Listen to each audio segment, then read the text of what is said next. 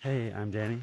I'm hiking the Pacific Crest Trail from Mexico to Canada, and I'm like 0.3 away from crossing the mile 900 marker. If you watch my video from yesterday, there's a little bit of hecticness near the end of a day. I wasn't sure if I was going to be able to find a campsite because campsites were full. Walked further, did some night hiking, but ultimately found a spot at a durable surface. And when I checked the map, I was almost at 900, which was my original goal when I woke up yesterday morning. So kind of excited. Today I'm gonna cross 900 in a couple minutes here. And I'm gonna go down to Red's Meadow, which is gonna take me to Mammoth. I'm gonna catch a bus back to Bishop because I have been very excited to go back to that bakery. And right next door to the bakery is the East Side Guest Houses, which was a really, really great hostel. So actually, I don't even know if you can call it a hostel because it was so upscale. So yeah, that's today. Yesterday, I was taking photos of all the flowers in the Sierra, and what do you know it, within like 2 minutes, I spotted a new one. And there's not just like one, there's a whole bunch of them.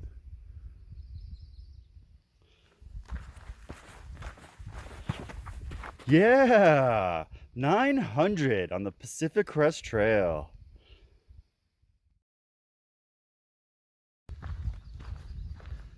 Yeah, I just hit 900.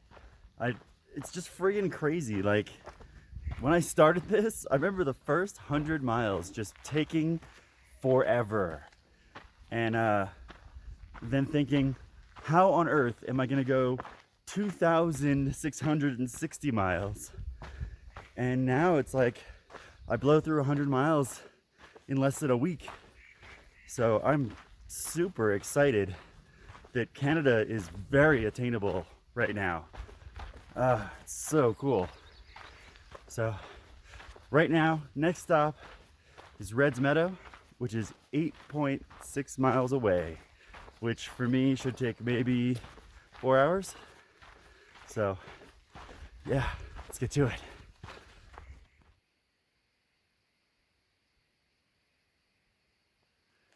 Good morning to the Sierras. Here's the sun just cresting that mountain.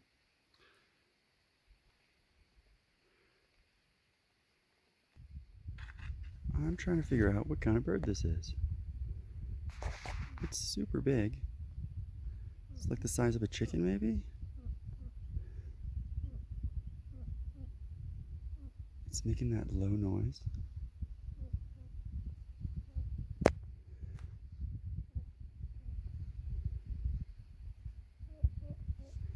It's not a turkey.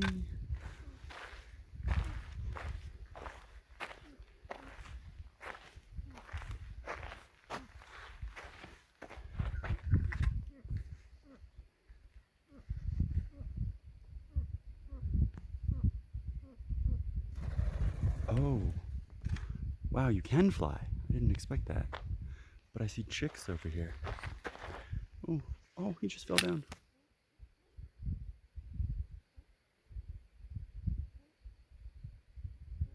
Aw, they're adorable. Alright, that was confusing for a second, but it makes sense. This is not the first time I've seen this behavior, where a bird will literally be all up in your face and just hang out because it's drawing your attention away from a nest, or away from, in that case, the chicks. And sometimes they'll even lead you away from the nest. They'll just be out in the open and make sure you can clearly see them. They'll wait for you to catch up, they'll move a little bit more forward, and they'll lead you away from the nest. So that's pretty neat. I'm not quite sure what kind of bird that was, but it was as big as a chicken, and the chicks were super cute. One of them did like run down the hill and fall and roll right over and back onto its feet. It was really adorable. All right, I just did the math, and I've got 12 weeks from now to the end of September. I need to double check when Synergy, which is the local burn down in Vegas. Need to double check the date of that. My plan is to, well, number one, get to Canada. Number two, do it before it snows. Number three, make it to Synergy. So I just did a quick, like, back of the napkin kind of a check, and it looks like I've got 12 weeks till the end of September. 2,660 miles minus 900 divided by 12. That's how many miles I have to do in a week. And I took that and divided it by 6. So if I'm walking 6 days a week, resupplying 1 day a week, I have to do 25 miles a day from now until the end of September, which is not impossible for me. I did 25 yesterday and 25 the day before. So far my best has been 28. So I'm really gonna have to kind of buckle down and start setting my minimum as 25 instead of 20 if I'm gonna get to Canada by the end of September. So when I get to Bishop, I'm going to do the math again and get it more exact. But right now, if I'm doing 25 a day, I will get to Canada on time. So I'm gonna work on maybe 26 a day. Here's a cute little creek and bridge.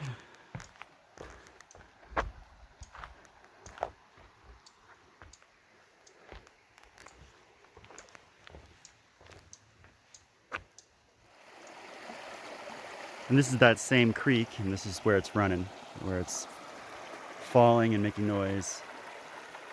It's pretty beautiful. There it is. That's where we're going, Red's Meadow.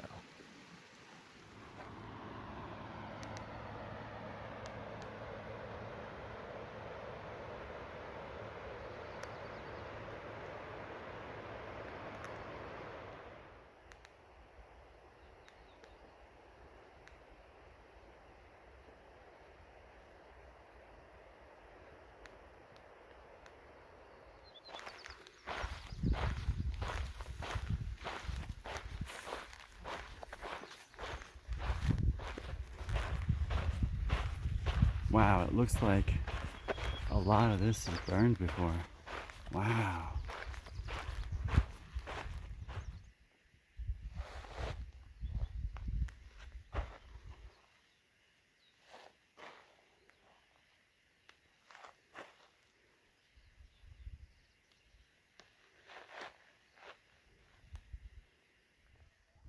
Well, it looks like Red's Meadow involves horseback rides.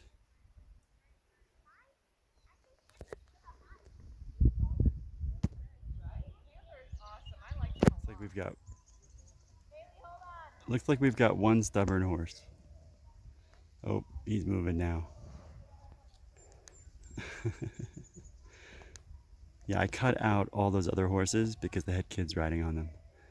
And that's not something I want to put on YouTube. They're so beautiful.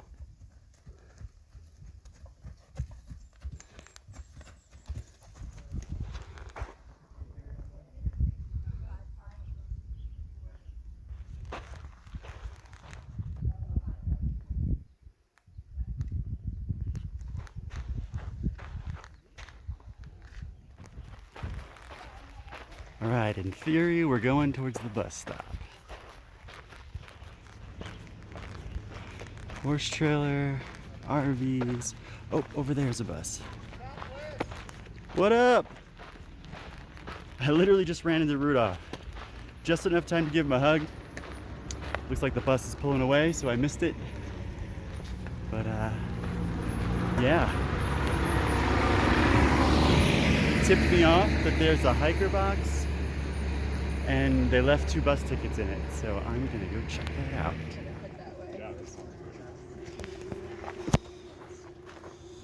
Hiker box.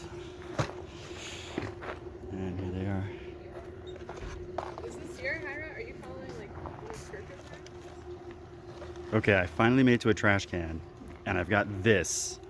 That damn trash that somebody left behind 60 miles ago, and I'm putting it right here where it belongs. So I had to get some cash here. So I had to dig into my dry sack to see my rarely seen permits, which are double bagged in these Ziplocs and then put into a dry sack, because also my passport's in here. So I'm on the bus. We'll be going to Mammoth soon. If you didn't know, Rudolf is the hiker that I did, or one of the many hikers I did the Aqueduct run with. So if you look at one of my older videos for the Aqueduct, he's super awesome. And I really hope I catch up with him, because I really want to get his story on camera.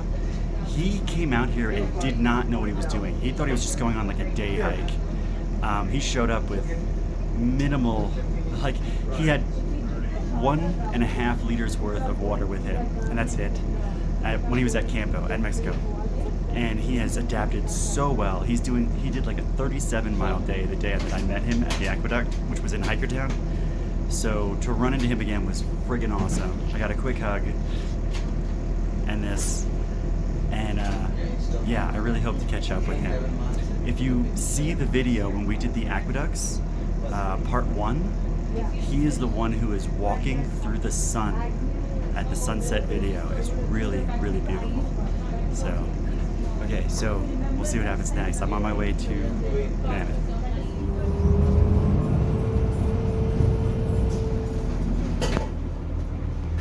Okay, so I'm only ever here in the winter, but there's a bunch of mountain bikes and people getting on the lift with their mountain bikes.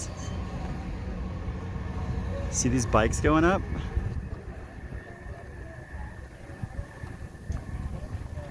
It's a whole different vibe. Holy cow. All right, let me go find the bus. I think that's a ropes course over there. This is so weird. I am walking through Mammoth and there's no snow and there's just like bikes everywhere.